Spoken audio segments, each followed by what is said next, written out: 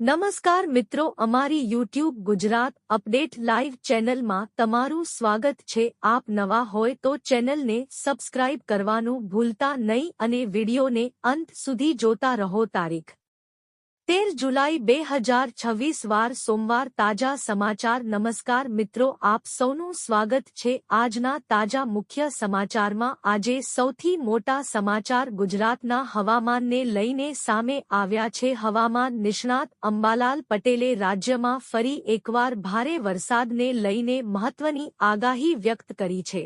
તેમના જણાવ્યા અનુસાર 13 જુલાઈથી ગુજરાતના અનેક વિસ્તારોમાં વરસાદનું જોર ફરી વધી શકે છે। ખાસ કરીને દક્ષિણ ગુજરાત, મધ્ય ગુજરાત અને સૌરાષ્ટ્રના કેટલાક ભાગોમાં ભારેથી અતિભારે વરસાદની શક્યતા વ્યક્ત કરવામાં આવી છે। અંબાલાલ પટેલના જણાવ્યા મુજબ બંગાળની ખાડીમાં બનતી હવામાની સિસ્ટમ અને અરબી સમુદ્રમાંથી મળતા ભેજના કારણે રાજ્યમાં વરસાદી માહોલ ફરી સક્રિય બની શકે છે। નીચાણવાળા વિસ્તારોમાં પાણી ભરાવાની સ્થિતિ સર્જાઈ શકે છે, જ્યારે નદીનાળાઓમાં પાણીની આવક પણ વધી શકે છે। તેમણે ખેડૂતોને ખેતરમાં જરૂરી સાવચેતી રાખવાની સલાહ આપી છે।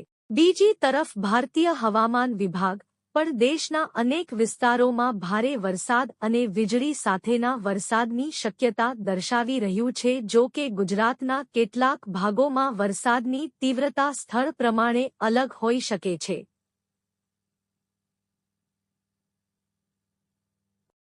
રાજ્ય સરકાર અને સ્થાનિક વહીવટી તંત્રને પણ સજ્જ રહેવા સૂચના આપવામાં આવી છે। નીચાણવાળા વિસ્તારોમાં રહેતા લોકોને સાવચેત રહેવા, નદી અને ડેમ નજીક અનાવશ્યક અવરજવર ટાળવા તેમજ ભારે વરસાદ દરમિયાન સુરક્ષિત સ્થળે રહેવાની અપીલ કરવામાં આવી છે।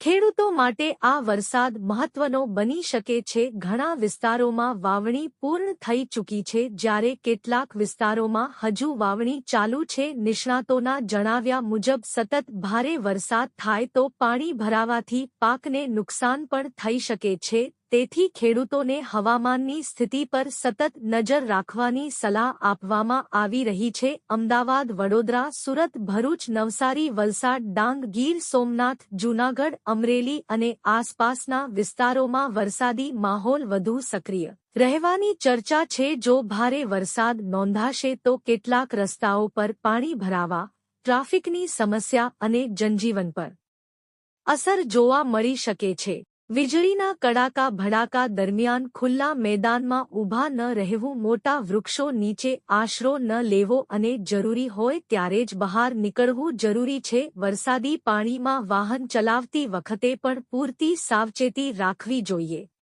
આર્થિક ક્ષેત્રની વાત કરીએ તો સારા વરસાદથી કૃષિ ક્ષેત્રને ફાયદો થવાની આશા છે। પાણીના જળાશયો ભરાવાથી પીવાના પાણી અને સિંચાઈની સ્થિતિ પણ મજબૂત બનશે। જો કે જ્યાં અતિભારે વરસાદ પડશે ત્યાં સ્થાનિક નુકસાનની શક્યતા પણ નકારી શકાય નહીં।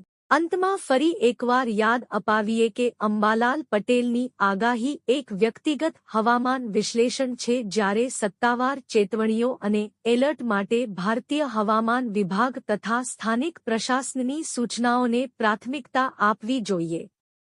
આ હતા આજના તાજા મુખ્ય સમાચાર। વધુ હવામાન અપડેટ, બ્રેકિંગ ન્યૂઝ અને ગુજરાતના દરેક મહત્વના સમાચાર માટે અમારી સાથે જોડાયેલા રહો। નમસ્કાર।